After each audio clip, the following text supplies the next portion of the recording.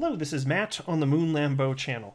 John Deaton, who is a lawyer threatening to bring a class action lawsuit against the SEC for overcharging Ripple, stating that, most importantly, XRP is an unregistered security of Ripple. He's threatening to bring action against the SEC, a class action lawsuit, and he has put out a new theory, an additional theory, as to why this may be happening. He's doing his best to expose potential reasons that the SEC would make such a nonsensical claim of XRP being a security. And so I'm going to be running through this, and he highlighted an interesting thread from Santiago Velez. I actually first came across Santiago Velez when I was watching this video from Real Vision, which was founded by Raoul Pal. You may be familiar with him. He's in crypto news all the damn time. I've talked about him before. Real sharp individual. He's anyway, he's co-founder of Real Vision. Raoul Pal is. And he's been stating recently that he's warming up to XRP, and even after the SEC allegations, because mind you, like he really, as of like a month and a half ago, hadn't really ever researched what Ripple's doing in XRP, so didn't just happen to have not had any knowledge on it. But he said just the fact that the SEC has taken these actions, that XRP has gone down in price so much, and that it's becoming harder to purchase, that makes it interesting to him, among other things certainly as well. And I don't know if he'll do this, but he was entertaining the idea of jumping on in and perhaps investing. So I haven't heard him talk about it for a little while. Maybe it was, I can't remember if it was either the late 2020 or early January this year when he made these statements. But suffice it to say, he's been genuinely interested. He's just coming at this from intellectually honest point of view, not a maximalist point of view, which I appreciate. And so he had this video he put out with Santiago Velez, who is a co-founder and R&D division lead for Block Digital. And this particular man, Santiago Velez, is very well informed, and he is pro-Ripple and pro-XRP, and he was also speculating on the reasons for the SEC action. And so I want to share with you, to start, a couple things from Santiago Velez, his overall outlook on XRP, why it makes sense, and then the reasons specifically why the SEC may be giving grief to Ripple specifically. And so here's this. This is a Twitter thread from April 25th, 2019. And it's amazing, like he gets the big picture, which is why, honestly, if you guys have time, you should watch this video. It's from December 3rd, 2020. This is my first time coming across Santiago, and he's certainly well informed, a very sharp individual, and I share his general outlook on XRP and the rationale for why, really his rationale just for defending the position of it makes sense to be confident in the long-term viability of XRP. And another thing he states that I've been saying for years, which is, I believe what I believe based on all of publicly available information today that I am aware of, and I always reserve the right to change my opinion. And hearing something like that from him, I'm like, this guy is also intellectually honest, which I value. And so he put this out April 25th, 2019. Check this out so you can understand the caliber of person that we're talking about here. It's impressive. XRP End Game Theory. In the following tweet thread, I present my thesis for why I believe the XRP ledger, and by extension, the XRP digital asset, will be the dominant bridge currency in the world. I stand by this thesis until new information/technology presents itself. First, what I don't think will happen with XRP. The Federal Reserve will not use it, IMF will not use it, World Bank will not use it, average consumer most likely will not use it directly or hold it in any great quantity. No central bank will use it, nor should they. And so I agree with the vast majority of that. I do think you're going to have individuals holding it, though, as a store of value. Because it's my stance that any cryptocurrency that has utility, like, people increasingly come in, even if they're not using it, it'll be held, I believe, increasingly, not just by institutions, but by retail speculators, which is part of what makes on-demand liquidity utilizing XRP as a bridge currency possible. We're just tapping into the fact that people are buying and selling it. So that's the only part where perhaps I'd have a small squabble with them. But other than that, all this stuff about, the Federal Reserve, IMF, all this bonkers, cockamamie, just conspiracy theory, tinfoil hat stuff, I can't stand that stuff. This is a non-hype channel. And I just think there's so much awesome going on for XRP without the silly nonsense, without the riddles and the cartoon bears and all that crap. There's so much incredible stuff actually happening. We don't need the nonsense. Let's just cut through it. And so the fact that he wrote that, I was like, yup, totally on the same page. And he wrote the following: I don't think Ripple's grand plan is to incentivize any of the above institutions to hold it in any great quantity, even with regulatory certainty. This is despite the hyperbolic / speculative claims made by the vast majority of YouTube. I think the end game is even bigger. And I love that he put that in there, because I am a YouTuber with a channel that's focused on XRP, and I feel exactly the same. It is too much. It is nonsense. I don't buy into all that crap. It's a bunch of weird dot connecting stuff that I just do not care for. Anyway, so he continues. The most brilliant conceptual leap made by Ripple, R3, IBM, etc. is the concept of interoperability. This concept lends itself to establishing a Layer 1 protocol for value transfer in the same manner TCP/IP is a Layer 1 information protocol. This is the core of my thesis. Ripple is working as a software enterprise consultant to the largest financial institutions in the world, knowing full well they can't accept counterparty risk, nor can they king make. The Fed can't be seen to favor one technology, nor the IMF, nor the BOJ, nor BOA/Santander. Ripple knows that if they all agree to interoperate using the interledger protocol, they will create the bridges necessary for a level playing field. At present, the XRPL consensus methodology for resolving / storing / escrowing value fast and securely is unparalleled. Exactly. And so with Interledger Protocol, it connects legacy financial systems. It's not just about blockchain technology, in case you were unaware. It connects traditional ledgers with even blockchain technology. And so what's the fastest means of using that to connect? And that's what he's getting at there with the XRP ledger. Anyway, he continues. The Internet of Value is the end game. Customized distributed ledger technology, market / product fit, is used ubiquitously to represent the liquidity of all human assets, both real and virtual. The transactions per second this entails cannot be accommodated by any single ledger. And this is where it gets really interesting, and one of those like, yes, this is exactly what I've been thinking. This is the big picture stuff that we hope and believe could come to pass. He writes the following: all central banks will digitize fiat, central bank digital currencies. All banks will have coins to represent their internal assets, like JP Morgan coin. All public peer-to-peer chains will have their consensus values, like Bitcoin, ETH, etc. All assets / securities will be tokenized, such as real estate, stocks, bonds, derivatives. Exactly, and this is a thing that I've been talking about for some time on this channel. We'll live in an increasingly liquid world. It's just a new evolution of these assets that really are already digital. Like they're stored in computer systems, but we're talking about putting them on a blockchain and removing, in terms of management, because you have to manage this too. You can remove a bunch of the middleman nonsense that you don't need, make it more efficient, and you still need something to bridge all these. So there's going to be, it's not going to be just money moving around the planet. There's all sorts of tokenized things that need to be connected that can't talk to each other. You need a bridge, right? And XRP can be used for that. So anyway, he continues, how will value travel from these walled gardens ecosystem to ecosystem? Will there be one currency to rule them all, like Bitcoin? Absolutely not. Only human value will rule, and all human value will be tokenized / digitized. The bridges will be connectors in the Internet of Value / ILP.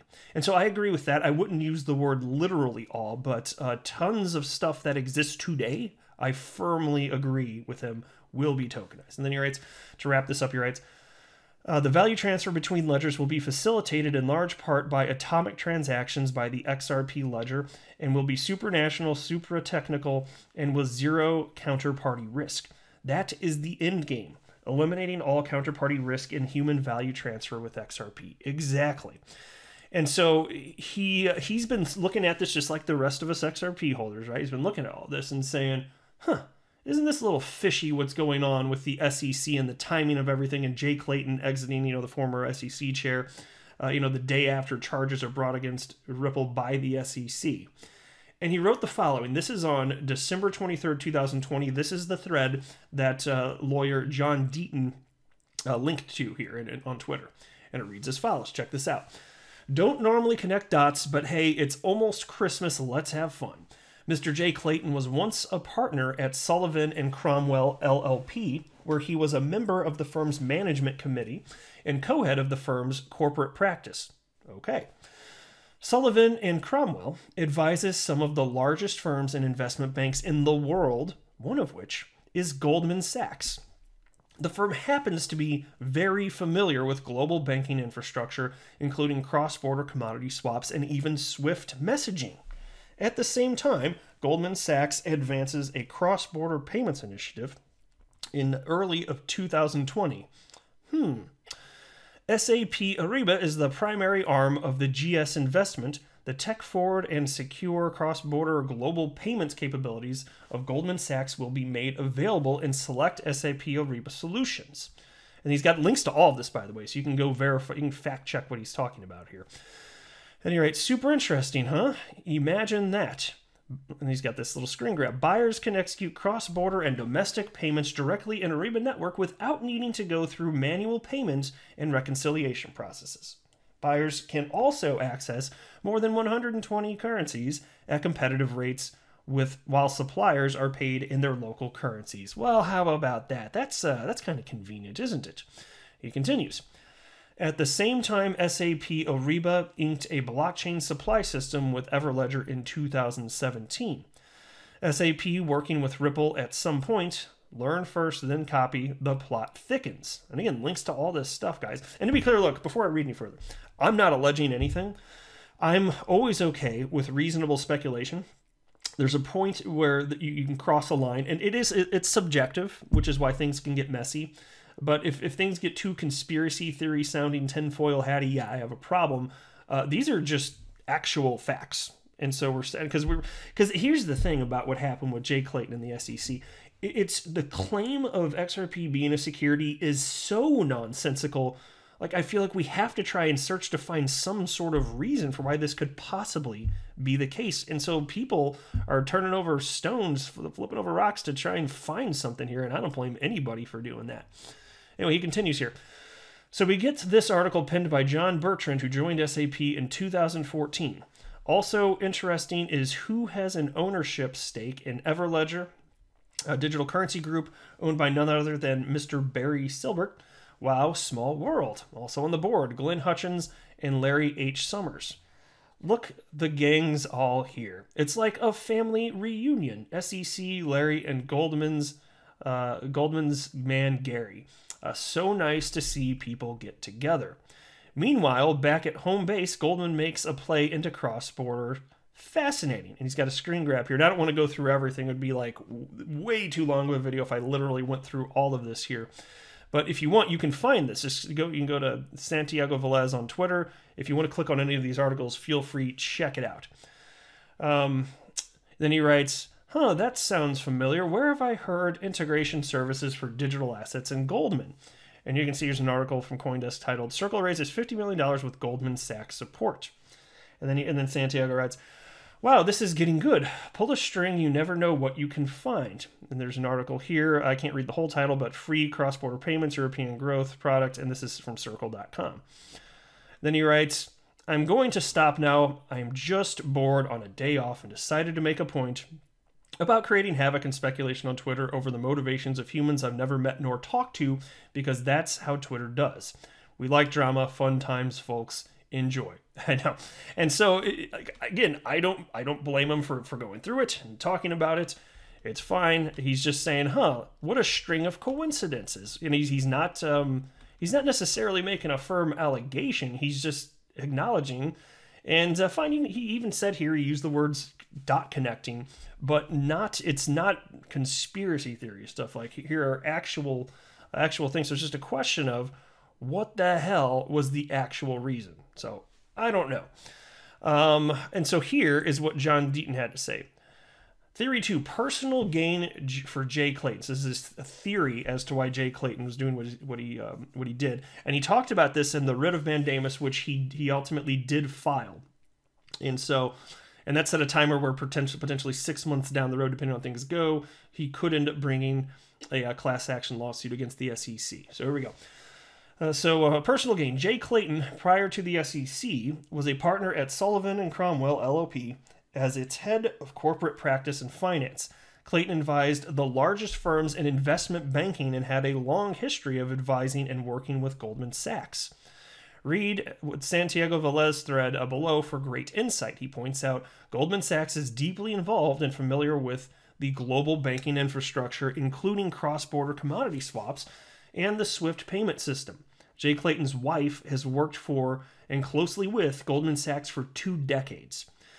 Experienced in the FX markets, resigned from Goldman Sachs. Oh, there's a tweet deleted. I don't know why I deleted that one. That's why it didn't flow anymore. It was not deleted when I mapped out this video earlier. Sorry, I didn't notice that. Well, regardless, I'm sure he's got a good reason for it. Anyways, resigned from Goldman Sachs to work for Ripple for this potential use case for XRP. The global FX market is a $1 to $7 quadrillion market. In October 2020, 60 days before the SEC enforcement action against Ripple, Goldman Sachs officially made a play into the cross-border payment market and officially became a competitor to Ripple. Remember, cross-border payments was the designed use case for XRP. Also remember, the last 5 years, Ripple has been the only company offering a replacement to the SWIFT payment system. Only one small critique there. As far as the use case for XRP and it being designed, it was early Bitcoiners, Jed McCaleb, Arthur Brito, David Schwartz, that just wanted to make a better Bitcoin. And David Schwartz has even commented recently that really they didn't know what it was going to be used for, but they always envisioned something with payments. So that was pretty much it. Now, for a cryptocurrency, that's probably not surprising. But specifically, yeah, they didn't really technically know how things were going to unfold. They just were like, this is super interesting technology. And David Schwartz has talked about that a fair bit publicly. So, but anyway, John continues here. Goldman Sachs will now compete with Ripple in both the FX markets and cross-border payments. It will be interesting to see what connection, if any, Jay Clayton has with Goldman Sachs after leaving the SEC. If he ends up at Goldman Sachs, maybe I can ask the digital asset investor to have his son draw you a picture. And if anyone that watches his channel, you know the inside joke there, so probably doesn't need explaining. But interesting stuff here.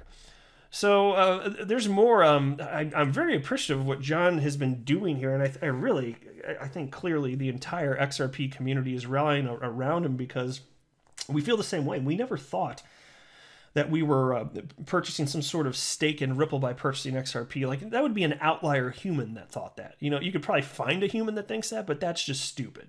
Like, that is stupid. And so,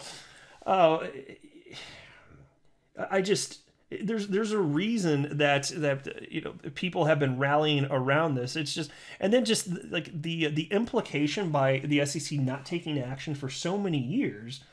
I mean, who would have thought it likely? You know, in 2020, anybody that's not in the know, like if you're not working at Ripple, like, you know, if you're not Brad Garlinghouse and you're not having these conversations weekly where maybe things are starting to look like they're going south towards the tail end of 2020, if you're not them, like, why would you, after the better part of a decade, think that the SEC would bring these charges and then it would be the day before the SEC chair resigns? I mean, just all of this is wacky, wacky stuff, and they allowed for this. Meanwhile, the SEC is running a node on the XRP ledger, helping facilitate the transactions of all these alleged illegal securities being sold by Ripple. So that's freaking weird in and of itself. Like, there's so much going on here that it's just like brain explode. So I value what John is putting out there and the perspectives. And all the lawyers that are speaking out, I'll continue to highlight as I come across various opinions from lawyers. I'm going to be happy to continue highlighting it on the channel here. But I will go ahead and wrap up here for now. I am not a financial advisor. Do not buy or sell anything because of anything that I say or write. That would be a very, very, very bad idea. Until next time, to the moon, Lambo.